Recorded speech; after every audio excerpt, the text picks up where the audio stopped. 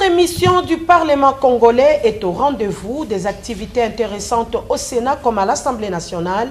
Dans la partie invitée, nous aurons Christelle Vouanga. Cette jeune députée élue de la circonscription de la Funa, elle nous parlera des différents problèmes de ces coins. Et bien, dans la rubrique « Dites-nous, honorable », merci mesdames et messieurs de vous compter parmi nous. Il y a urgence dans la constitution des groupes parlementaires.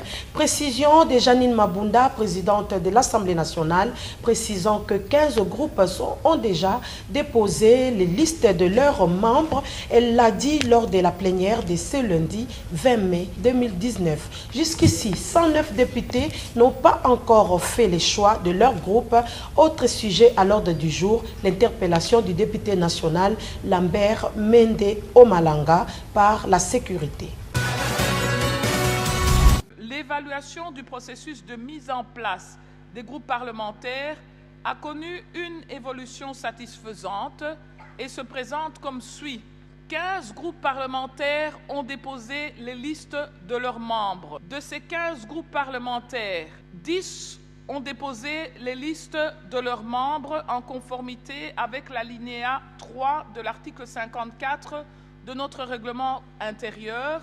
Ceci représente au total 391 députés. 10 ont déposé les compositions de leurs bureaux respectifs et 11 ont déposé leur règlement intérieur. En revanche, 4 groupes parlementaires ont déposé les listes de leurs membres sans respecter certaines dispositions de l'alinéa 3 de l'article 54. Ils comprennent donc 86 députés, à part les 23 non encore affiliés à un groupe parlementaire. Il résulte donc de ce qui précède que 109 députés ne font pas jusqu'ici partie des groupes parlementaires régulièrement constitués. Suite à la motion de procédure de l'honorable Henri Thomas Lokondo, il a été fait observer pour certains groupes parlementaires le non-respect du règlement intérieur dans les dépôts de leur liste. En ce qui concerne ceux qui ne se sont pas conformés à temps, un délai de 48 heures leur a été accordé, sinon les hésitants seront déclarés non inscrits.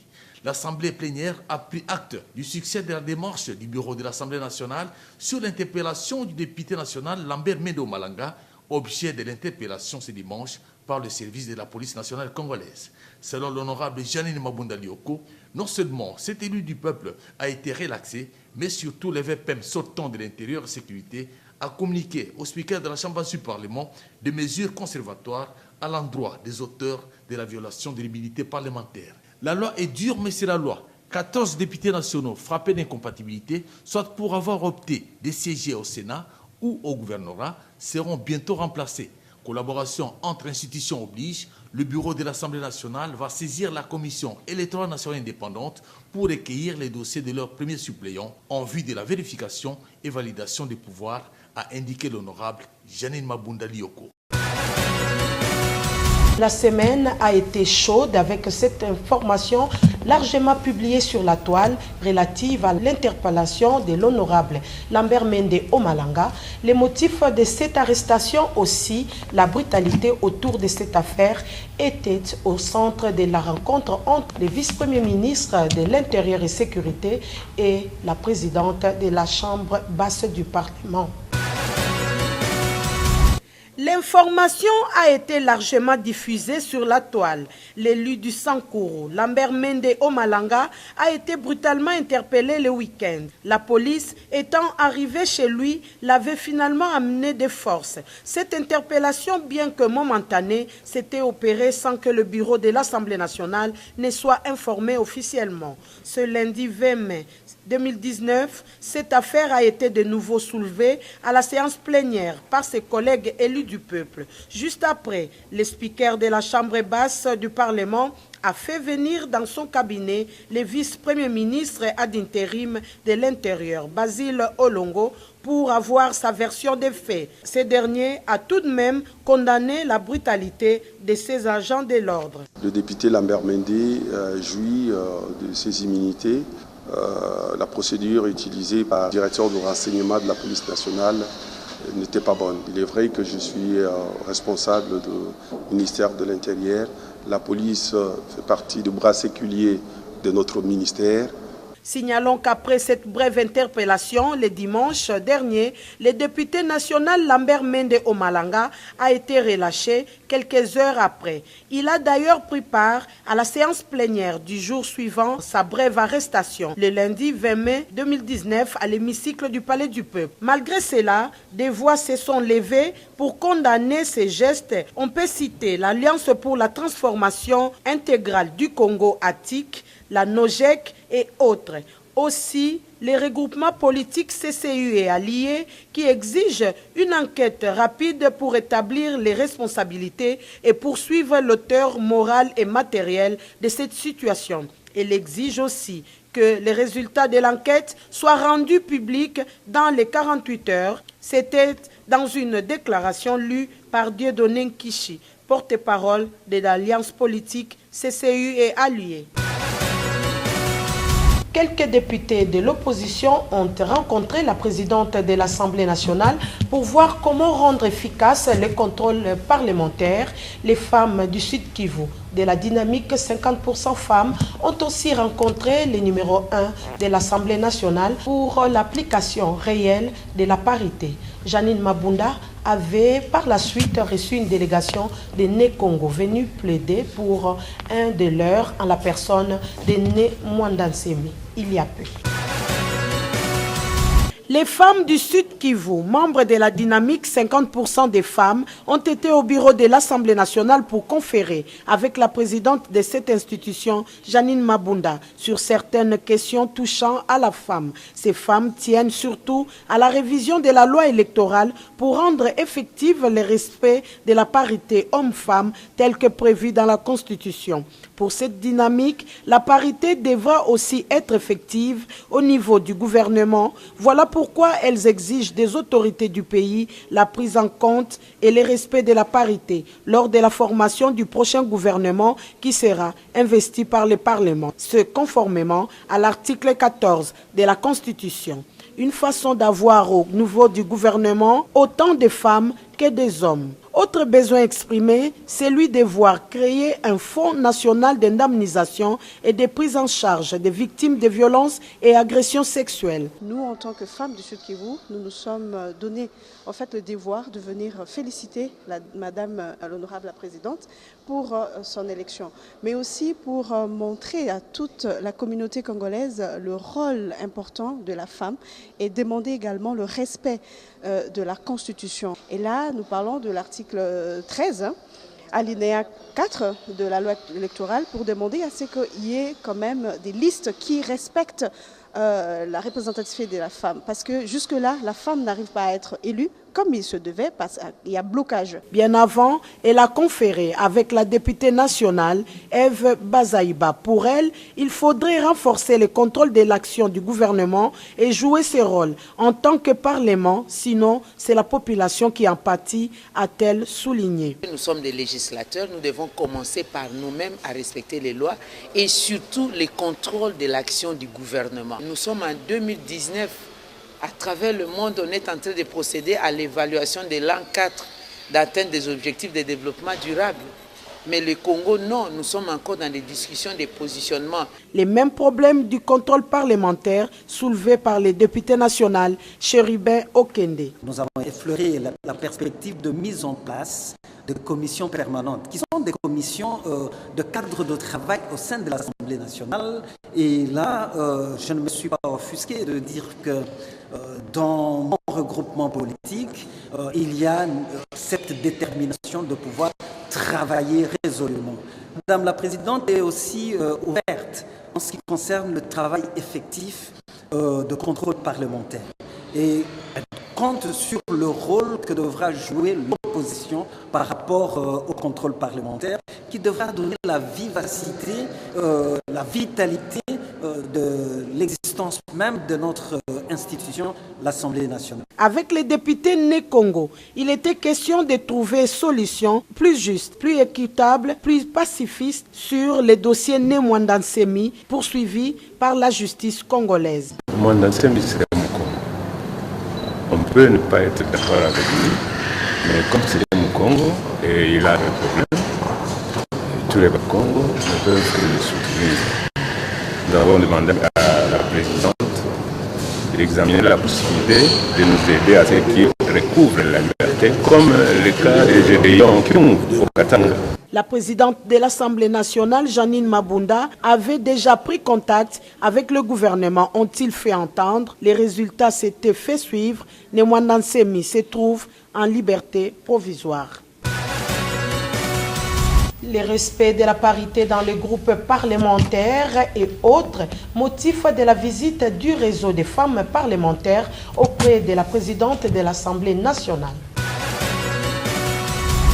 La délégation du réseau des femmes parlementaires a été la première à être reçue par la présidente de l'Assemblée nationale. Il était question d'échanger avec l'honorable Janine Mabunda Liokomoudiaï sur le respect de la parité à l'heure où se constituent les organes de la Chambre basse du Parlement. Ça a été codifié dans notre règlement intérieur à l'article 223 pour ce qui concerne les réseaux interparlementaires.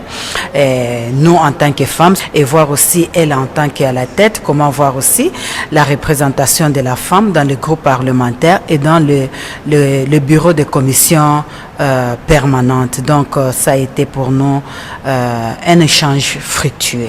Nous voulons que la loi sur la parité soit respectée. Vous savez, le niveau de vie de la femme congolaise est un peu bas. La femme, pour se rendre compétitive, c'est un peu difficile. Alors, le peu qui sont déjà dans la salle de l'Assemblée nationale, nous devons les préserver. La commission en charge de l'élaboration du règlement intérieur devant régir. L'actuelle Chambre haute a eu 10 jours pour amener ses conclusions à la plénière. En même temps, les mandats de quelques sénateurs étaient validés. Sankuru, Cheo Kitundu Lundula Léonard, Ulungu Ekunda Lukata Berthold, Sud Kivu, Lumbi Okongo Pierre, Miuro Mugorozi Stéphane, Sud Ubangi, Boussa Tongba Jean-Lucien, Sanguma Temongonde Mosai, Tanganyika, Katumwa Mukalai Viki, Mwando Katempa Christine, Chopo, Bayukita Makula James, Nikomba Sambangu Madeleine, Chwapa, Baopoko Lydie, Ilanga Bakonga Regan. Je demande aux membres de cette commission spéciale de se réunir à la fin de cette séance dans cet hémicycle sous la supervision du rapporteur du bureau provisoire afin de procéder à l'élection du bureau. Ils seront assistés des services administratifs. J'accorde à cette commission spéciale un délai de 10 jours ouvrables, soit du 15 au 27 mai courant. Le Sénat est en pleine rédaction de son règlement intérieur. Il y a quelques innovations ajoutées selon la porte-parole de la dite commission spéciale en charge de sa rédaction. Le Sénat est en pleine élaboration de son règlement intérieur. Au lendemain de sa mise en place, la commission spéciale présidée par le sénateur Évariste Bouchab travaille d'arrache-pied. Le timing de 10 jours lui imposé par l'Assemblée plénière sera respecté, comme le confirme la sénatrice Nefertiti Ngoudiaza, rapporteure de la commission. Nous pensons que ce timing sera respecté. Le travail tel que c'est mené par notre président, la méthodologie a été fixée et c'est une très bonne méthodologie qui nous a aidé vraiment à aller très vite en besogne. Là, nous avons déjà entamé 4 titres. Donc nous avons élagué les dispositions générales, nous sommes entrés dans le fonctionnement et nous sommes même allés au-delà. Nous avons parlé des questions parlementaires et même là nous sommes en train maintenant de chuter au fait dans la question qui nous occupe effectivement, qui est le contrôle parlementaire. Les travaux évoluent donc normalement dans une bonne ambiance. À ce stade, quelques importantes innovations ont été apportées par rapport au texte martyr. nous avons essayé d'aménager le texte par rapport à l'existence maintenant du sénateur à vie. La Cour des comptes a sollicité l'appui de la Chambre basse du Parlement pour concrétiser quelques questions déjà posées et qui la préoccupent. La Cour des comptes figure parmi les moyens d'information et de contrôle au service de l'Assemblée nationale. C'est ce qui justifie la séance de travail ce mardi 14 mai qui a mis autour de la même table l'honorable présidente Janine Mabunda Lioko et les animateurs de cet organe technique. Nous avons constitué des équipes qui sont provisoires. Nous avons demandé que l'Assemblée nationale puisse nous aider pour que les ordonnances, que les gens puissent prêter serment devant le chef de l'État pour que ces équipes deviennent définitives. Nous avions demandé que l'Assemblée nationale de laquelle nous relevons puisse nous appuyer. Et nous avons reçu une oreille attentive. Le deuxième vice-président de la Chambre basse du Parlement, l'honorable Boniface Balamagé, est tête de la partie car il s'occupe également de relations avec la Cour des comptes. Retour au Sénat où quelques cumulards ont décidé de quitter la Chambre basse du Parlement telle qu'exigée par la Constitution. Frappés d'incompatibilité avec leur mandat, les sénateurs cumulards ont fait leur choix dans le délai imposé par la loi. 37 ont préféré rester au Sénat, 9 ont décidé de quitter. 5 anciens mandataires ont choisi, eux, de rester au Sénat. 3 sénateurs la Chouapa ont souhaité partir, Willy Bakonga, Likinda et Bongo. Michel Bongogo a aussi choisi de partir. Le débat engagé sur le cas de Francine Mouyumba, visiblement défendu par toute la salle, a été finalement jugé sans objet, la concernée ayant fourni la preuve de sa démission effectuée dans le timing. La sénatrice concernée a remis devant une délégation de toute l'Afrique sa démission en expliquant qu'elle avait opté pour son mandat de sénatrice. Dès lors que sa démission était préalable au choix que nous avons opéré il y a quelques jours, elle aurait dû ne pas écrire. La lettre aurait dû ne pas être déposée. Mais puisque le bureau est tatillon sur la procédure, la lettre doit être considérée comme un remplissage, donc un acte qui n'en vaut pas la peine. Une question si importante ne peut pas être tranchée soit par vous-même, honorable président, ou par le bureau. C'est plutôt la plénière qui doit trancher. Quant à la composition de la commission spéciale chargée de la rédaction du règlement intérieur, le débat était aussi intéressant. Il a porté sur la taille et la représentativité, mais également sur la mission dévolue au bureau provisoire sur cette question précise. L'Assemblée plénière a finalement opté pour une commission de 50 membres à raison de 2 par province et 4 pour la ville-province de Kinshasa. 2 des 3 suppléants de la Chouapa feront partie de cette commission après la validation de leur pouvoir par les sénateurs des provinces du Congo central, Kwilu et Kwango. Les noms de quelques sénateurs élus récemment dans les provinces du Nord Kivu et de Mai-Ndombe ont été publiés par le président de la CENI, Corneille Nangaa. La Commission électorale nation indépendante, par sa décision numéro 053 du 18 mai 2019, a procédé à la publication provisoire des résultats de l'élection des sénateurs dans les provinces de Mai-Ndombe du Nord Kivu. C'est là après le contrôle de cohérence des résultats en provenance de ces 2 provinces, tels que présentés par les centres locaux de compilation des résultats. Le numéro 1 de la centrale électorale, Corneille Nangaa Belou, a annoncé le 100% des votants, soit 48 à l'Assemblée provinciale du Nord Kivu. Provinces du Nord Kivu sont déclarés élus. Provisoire. Munembwe Tamu Koumwe Élysée, AAB, Divo, Kabanda Kayobochi Pierre, AABC, 6 voix. Bunabandi Kanyamigo Célestin, indépendant, 5 voix. Mukinti Baumilai Jean, MS, 3 voix. Corneille Nangaa Belou a rappelé que tous les 21 députés provinciaux présents à l'hémicycle de Mai-Ndombe ont élu leurs sénateurs. La Commission électorale nationale indépendante rappelle aux candidats indépendants aux partis et regroupements politiques ayant participé à l'élection des sénateurs que les réclamations des contestations relatives aux résultats provisoires ainsi publiés sont portées devant la Cour constitutionnelle dans un délai de 8 jours à dater de ce lundi 20 mai 2019. Terminons cette partie actualité par cette mobilisation des Né Congo, très satisfait de la réapparition des Né Mwanda Semi. Nous tenons à remercier le président de la République, Félix Antoine Tshisekedi Tshilombo, pour avoir matérialisé la description qui favorise la liberté des prisonniers politiques et le retour au pays de compatriotes forcés à l'exil et à la clandestinité. Cependant, nous condamnons avec la dernière énergie toute velléité de menace proférée à l'endroit de notre frère sur son éventuel retour en prison.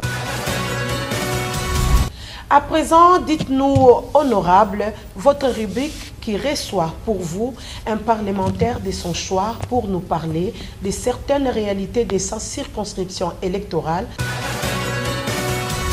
Ces jours, nous avons rencontré Christelle Vwanga, élue députée nationale à Kinshasa dans la circonscription de Lafuna. Je suis honorable Christelle Vwanga, élue de Kinshasa, précisément à Lafuna. Je suis une ancienne journaliste. Je suis aussi activiste de droits humains et coordonnatrice d'une ONG qu'on appelle WALF. Il y a eu au total 12 élus à Lafuna, à Kinshasa. Les préoccupations sont légion, mais en même temps, c'est la même partout. Ce sont les mêmes, que ce soit à Moamba, que ce soit à Lukunga ou à la Tchangou.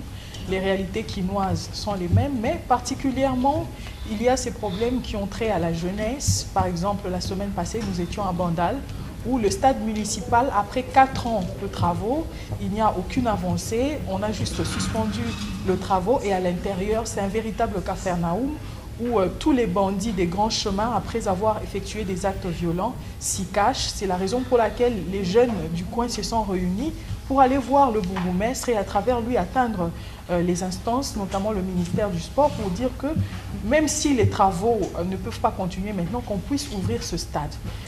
Je peux aussi parler d'une autre activité que nous menons, c'est à Makala, où la route qui a été inscrite dans les travaux de 100 jours du président de la République, on a suspendu les travaux. Je parle de la route qui passe juste devant la maison communale de Makala.